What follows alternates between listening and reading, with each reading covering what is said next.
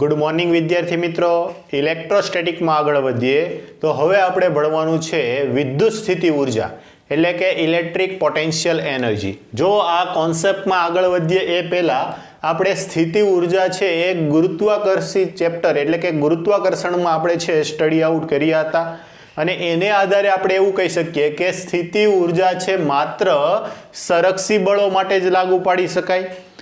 સમજાય છે?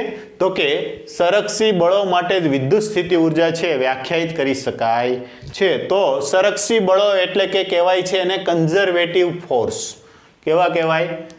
કન્ઝર્વેટિવ. સંરક્ષીને ઇંગ્લિશમાં કહેવાય છે કન્ઝર્વેટિવ ફોર્સ.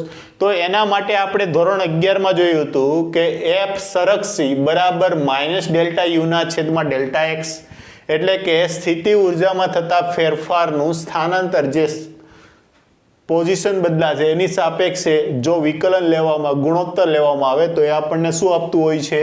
તો કે સંરક્ષી બળ વડે થતું કાર્ય આપતું હોય છે. તો આના ઉપરથી આપણે એમ લખી શકીએ ડેલ્ટા યુ ને જો સૂત્રનો કરતા બનાવીએ તો ડેલ્ટા યુ બરાબર શું થઈ જશે? ડેલ્ટા યુ બરાબર -F conservative into delta x.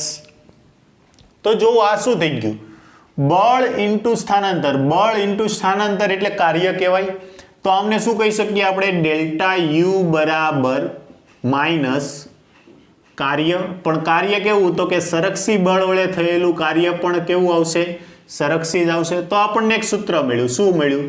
તો કે ડેલ્ટા યુ બરાબર માઇનસ ડબલ્યુ કન્ઝર્વેટિવ એટલે કે સંરક્ષી બળની જે સંરક્ષી બળ છે એની વિરુદ્ધમાં થયેલું કાર્ય છે સ્થિતિ ઉર્જા બરાબર હોય છે.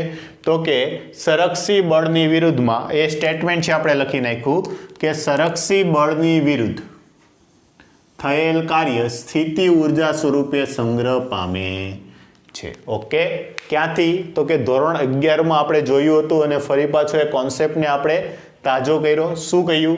કે ડેલ્ટા યુ બરાબર -ડબલ્યુ કન્ઝર્વેટિવ એટલે કે સંરક્ષી બળની વિરુદ્ધમાં તમે જે કાર્ય કરશો એ શેના તરીકે સંગ્રહ પામે છે? સ્થિતિ ઉર્જા સ્વરૂપે સંગ્રહ પામે છે. પણ જો કોઈ કણ છે એનો વેગ અચળ રહેતો હોય એટલે કે પ્રવેગ રહિત ગતિ કરતો હોય, એનો પ્રવેગ હશે નહીં તો વેગ કેવો થઈ ગયો? અચળ. તો આ સ્વરૂપે જો એમનો વેગ અચળ રહેતો હોય તો ગતિ ઉર્જા K બરાબર શું થશે? Half mv². જો વેગ અચળ રહેતો હોય તો ગતિ ઉર્જા પણ અચળ થઈ ગઈ. તો ગતિ ઉર્જાનો ફેરફાર છે કેટલો આવવાનો છે? 0 આવવાનો છે. કે જો કોઈ પદાર્થ છે પ્રવેગ રહિત ગતિ કરતો હોય તો એનો વેગ છે કેવો રહેવાનો છે? અચળતાથી ગતિ ઉર્જાનો ફેરફાર છે શૂન્ય થાય છે એટલે કે ડેલ્ટા K બરાબર 0.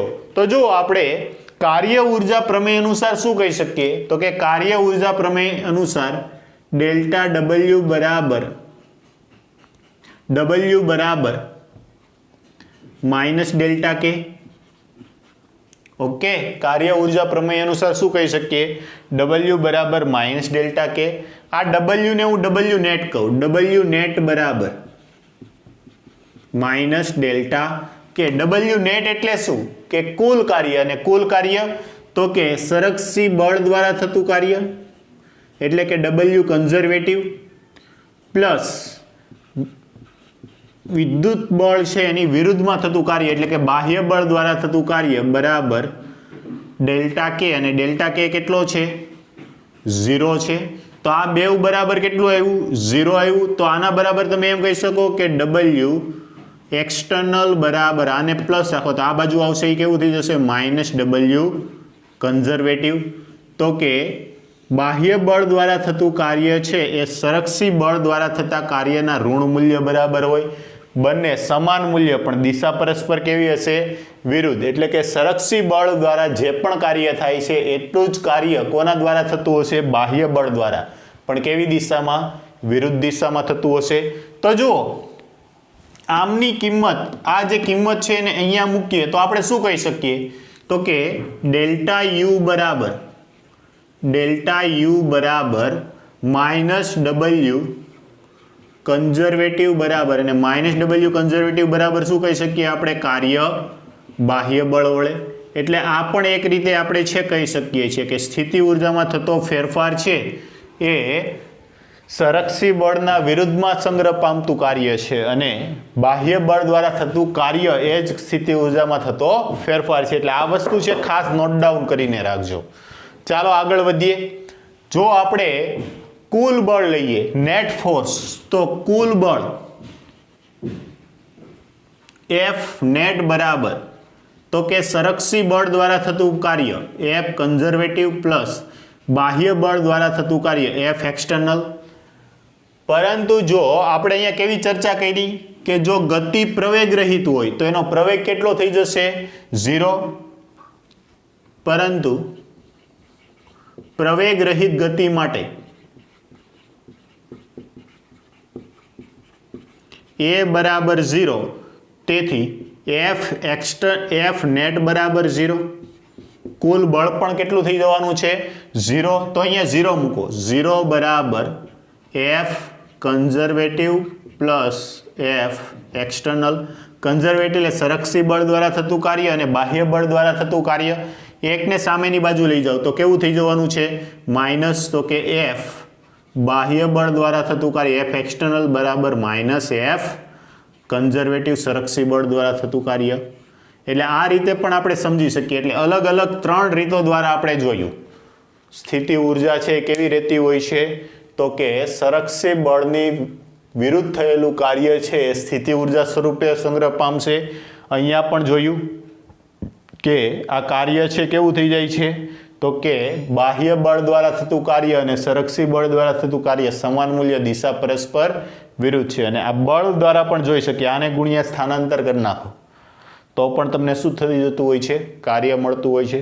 બીજું આના માટે આપણે એમ કહી શકીએ કે આ સ્થિતિ ઉર્જાનો જે ફેરફાર આવે છે ડેલ્ટા યુ, એ સ્થિતિ ઉર્જાનો ફેરફાર છે એ આપણે માત્ર, હું અહીંયા એક ભૂલ, સ્થિતિ ઉર્જાનો જે ફેરફાર છે એ ફેરફાર આપણે સંરક્ષી બળ માટે જ લાગુ પાડી શકીએ.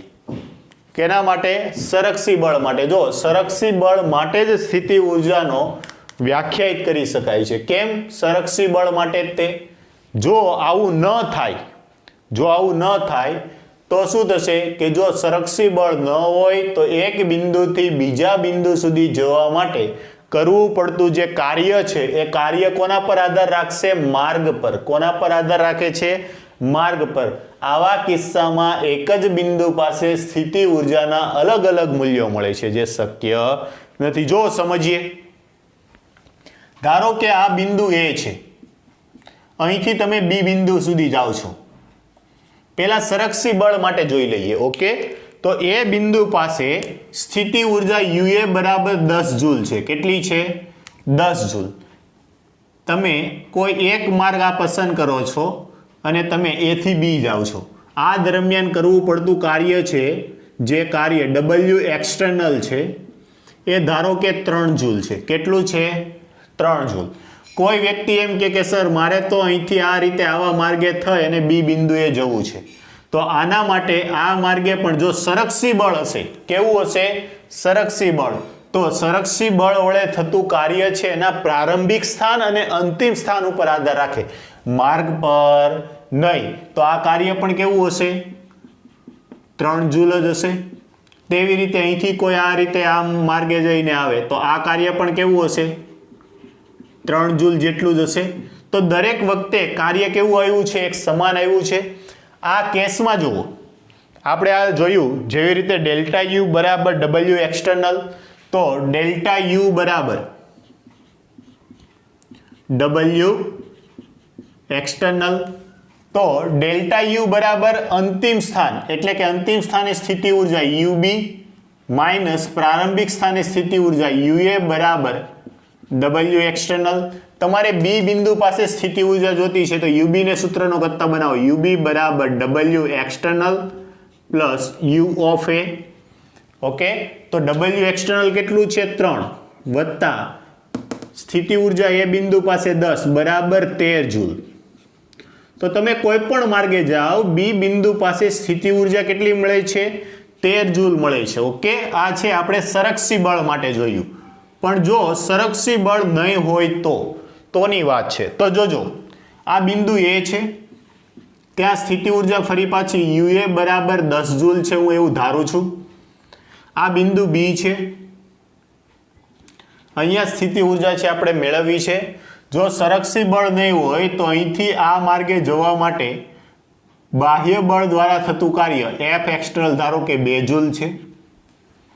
અહીંથી આ રીતે આ માર્ગે જવા માટે કરવું પડતું કાર્ય ડબલ્યુ એક્સટર્નલ બરાબર ધારો કે 3 જૂલ છે.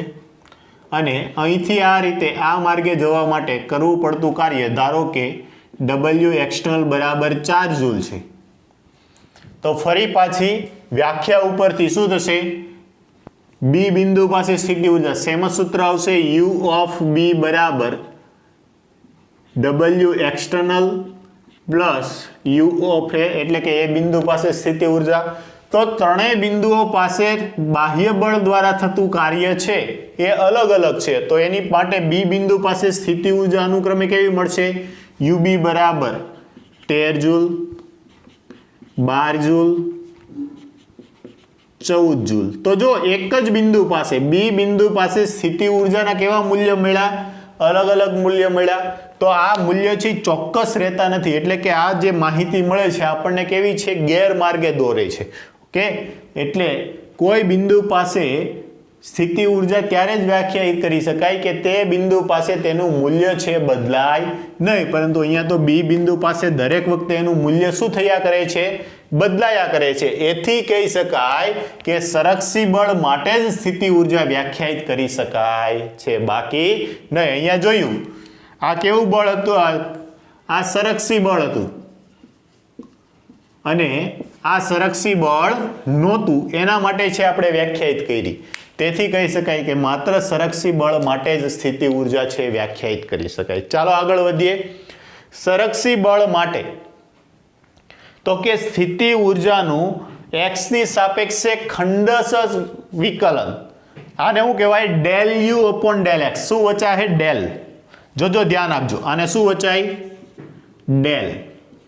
Del you upon del x બરાબર સ્થિતિ ઉર્જાનું સ્થાનાંતર x ની સાપેક્ષે ખંડશ વિકલન છે.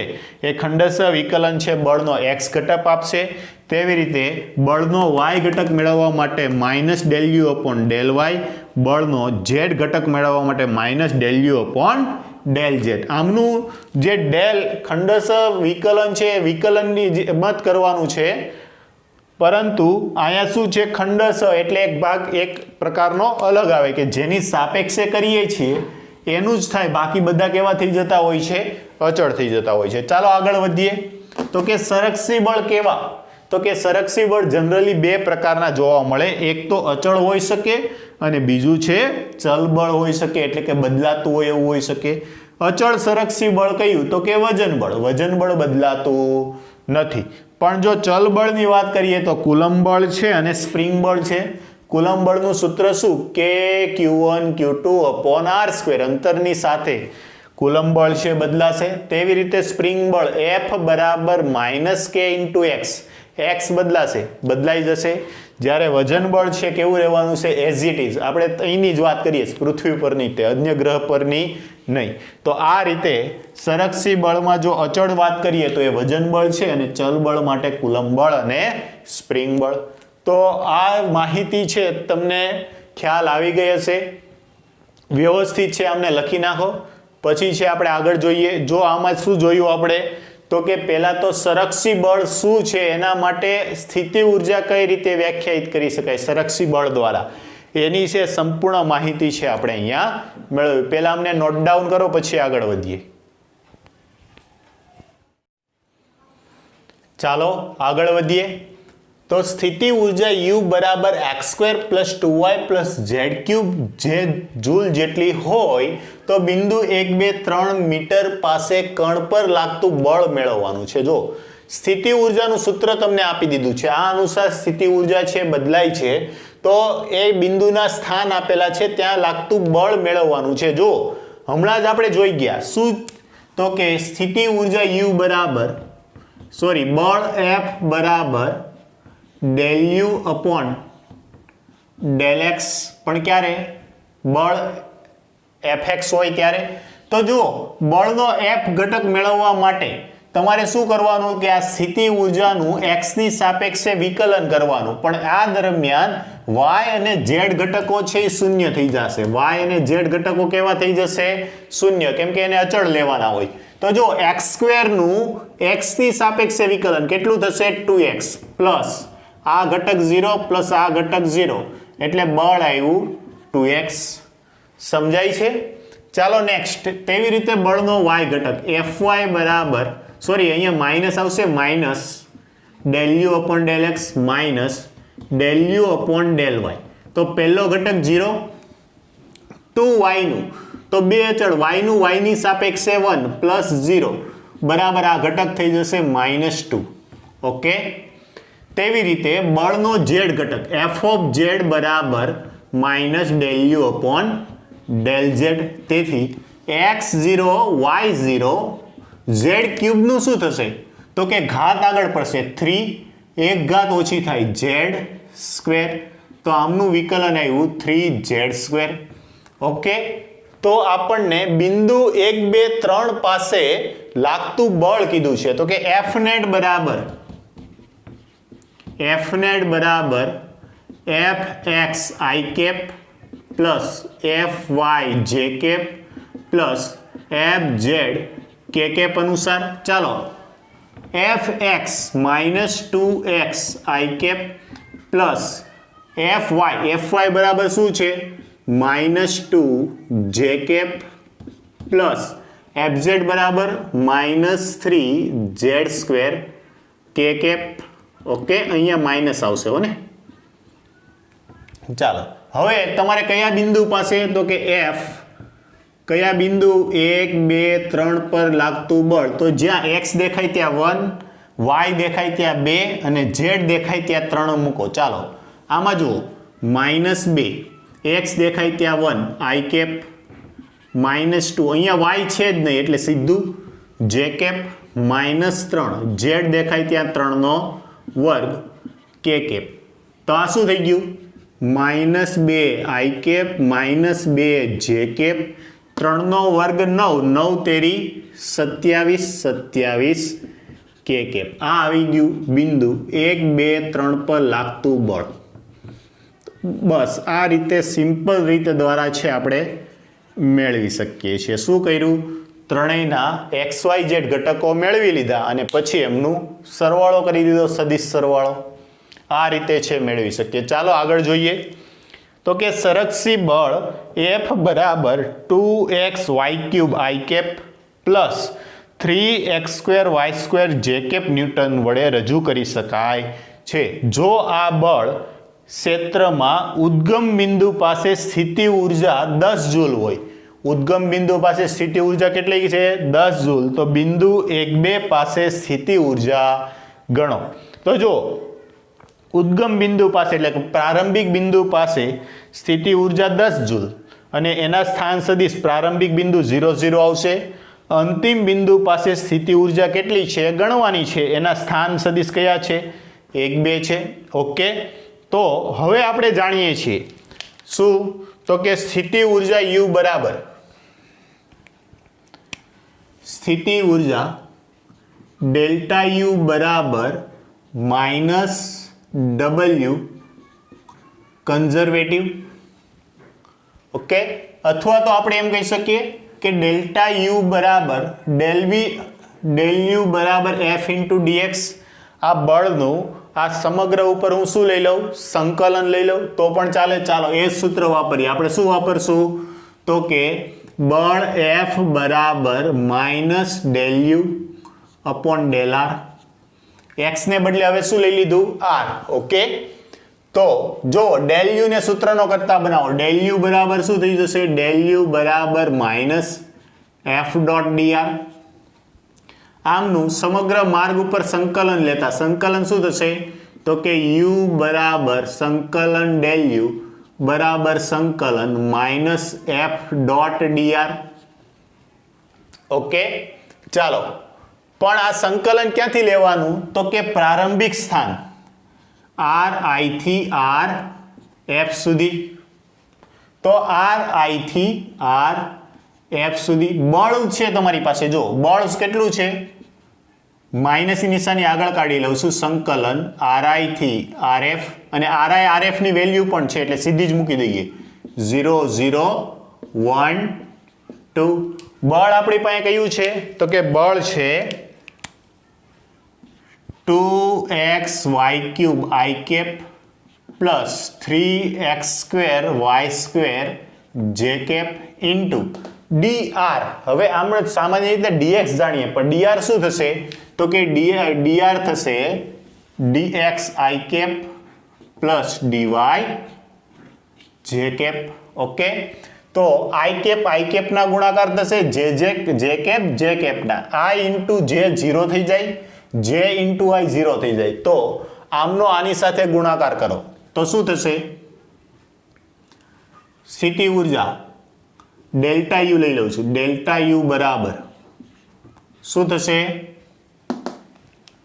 તો કે માઇનસની નિશાની 0 0 લિમિટથી લિમિટ આવશે 1 2, વિકલન આવું થશે 2xy³ into dx I into I એટલે 1 થઈ જશે પ્લસ 3x² y² dy. ચાલો આમનું વિકલન, આનું સંકલન શું થશે તો કે x ની સાપેક્ષે, તો વિધેયની ઘાત વધે, ઘાત પડે છેદમાં, તો આ શું થઈ જશે માઇનસ. આમનું સંકલન થશે 2y² અચળ થઈ જશે, x ઇન્ટુ dx નું થશે x²/2 પ્લસ આ 3x² અચળ થઈ જશે, y² ઇન્ટુ dy એટલે y ની એક ઘાત વધે, ઘાત પડે છેદમાં, અને લિમિટ આવી ગઈ 0 0 થી લઈ અને 1 2. ચાલો 2 2 કેન્સલ, 3 3 કેન્સલ. ઓકે, તો જો આ શું થઈ ગયું x² ઇન્ટુ, માફ કરજો અહીંયા y³ છે હો ને, y³. તો x² કેટલી વખત કહેવાશે? 2 વાર. તો કે માઇનસ ડેલ્ટા યુ બરાબર માઇનસ 2 વખત x²y³ ની લિમિટ આવશે 0 0 1 2. ચાલો અપર લિમિટ મૂકો માઇનસ લોઅર લિમિટ, પણ અપર લિમિટ મૂકવાની જરૂર રહેતી નથી. ઓકે, સંરક્ષી બળ દ્વારા થતું કાર્ય. તો શું થશે? અપર લિમિટ મૂકો, માઇનસની નિશાની 2, 1 નો વર્ગ 1, 2 નો ઘન કેટલો થઈ જશે 8, માઇનસ 0 થઈ જવાનું છે 0 સાથે કોઈ પણ ગુણાકારમાં. તો જો આ ડેલ્ટા યુ છે, ડેલ્ટા યુ એટલે અંતિમ સ્થાન. અંતિમ સ્થાન કયું આવશે તો કે એ આપણે 1 2 બિંદુ પાસે થાય UF માઇનસ UI બરાબર માઇનસ કેટલા થશે તો કે 2 નો ઘન 8 ગુણ્યા 2 16. તેથી U ફાઇનલ બરાબર થશે માઇનસ 16 પ્લસ UI અને પ્લસ UI ઇનિશિયલ બરાબર કેટલા છે 10. તેથી UF બરાબર આવશે માઇનસ 6 જૂલ. F બિંદુ પાસે એટલે કે અંતિમ બિંદુ 1 2 પાસે સ્થિતિ ઉર્જા કેટલી છે માઇનસ 6 જૂલ જેટલી હશે. ઓકે, તો આ રીતે તમે ખંડસર સંકલનનો ઉપયોગ કરીને પણ સ્થિતિ ઉર્જા છે મેળવી શકો છો. ચાલો અમને નોટ ડાઉન કરો, પછી આગળનો ટોપિક જોઈએ. ચાલો તો હવે આગળ વધીએ. તો હમણાં જ આપણે જે બંને દાખલાઓ જોયા સ્થિતિ ઉર્જા આધારિત, બંને દાખલાઓ છે સંરક્ષી બળ આપેલું હોય અને એના ઉપરથી સ્થિતિ ઉર્જા અથવા તો બળ કઈ રીતે મેળવવું એને આધારિત હતા.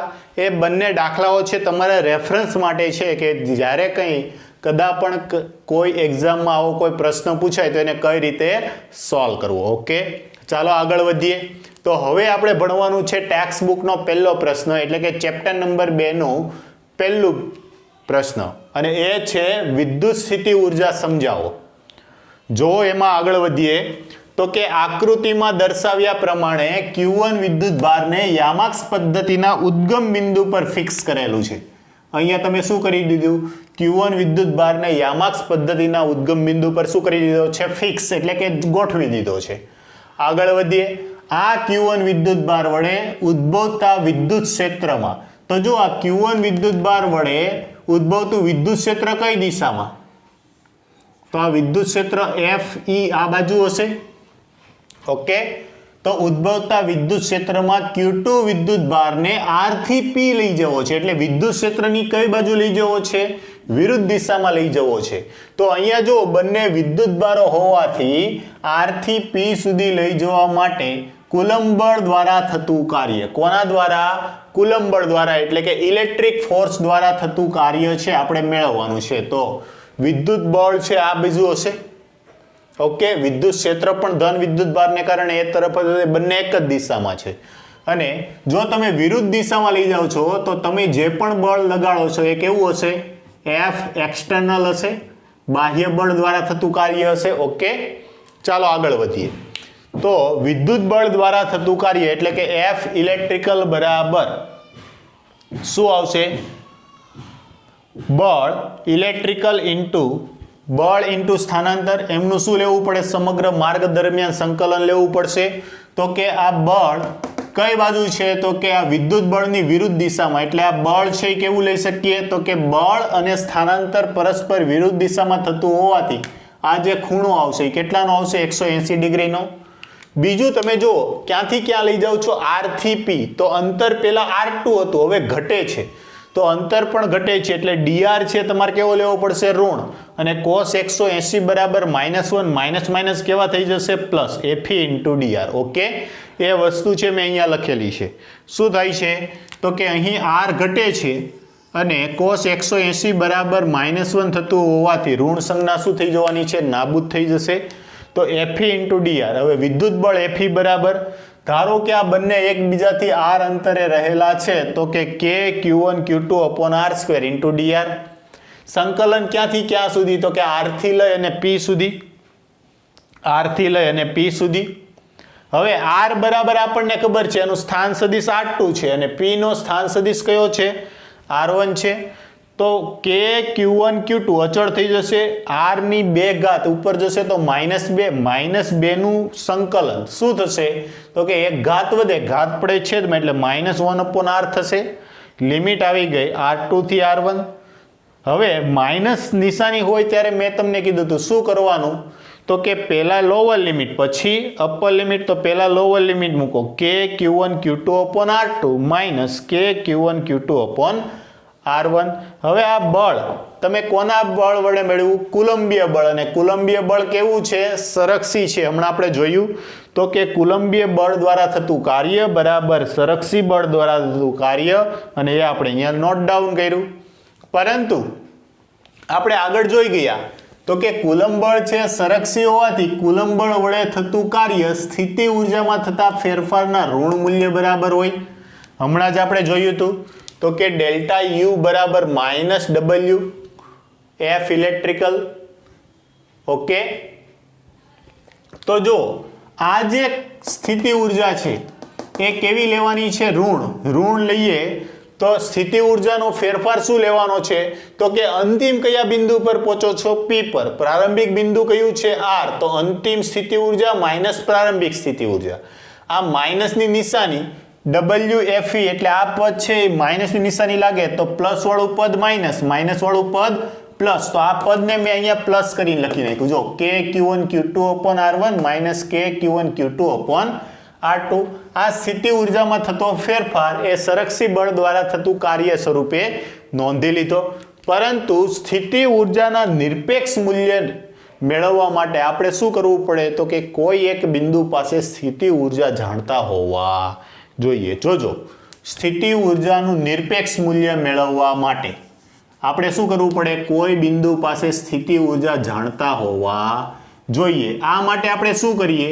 તો કે સૈદ્ધાંતિક રીતે અનંત અંતરે આ Q2 વિદ્યુતભાર ધારો કે અનંત અંતરે હોય તો અંતર R2 બરાબર કેટલું થઈ જશે? ઇન્ફાઇનાઇટ. જો R2 બરાબર ઇન્ફાઇનાઇટ થાય તો આ ટર્મ કેટલું થઈ ગયું? 0.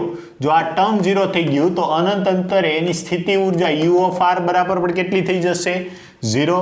તો એમ કહી શકીએ કે R2 બરાબર ઇન્ફાઇનાઇટ ત્યારે UR બરાબર 0. આ બેવની કિંમત આ સમીકરણમાં મૂકો. આ 0, આ ઇન્ફાઇનાઇટ છે એટલે આ પણ 0. તો U of P બરાબર આપણને શું મળ્યું?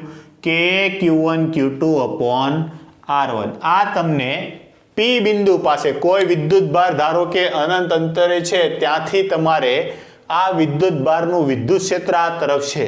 તો જો અનંત અંતરેથી વિદ્યુત ભારને વિદ્યુત ક્ષેત્રની વિરુદ્ધ કાર્ય કરાવીને P બિંદુએ લાવવા માટે કરવી જે સ્થિતિ ઉર્જા મળે છે, કેટલી મળે છે? કે Q1 Q2 upon R1.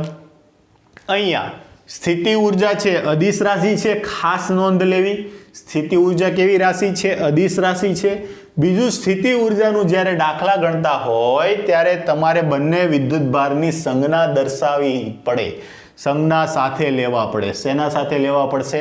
સંજ્ઞા સાથે. ઓકે, તો આ આવી ગઈ સ્થિતિ ઉર્જા. આ સમીકરણ શું છે?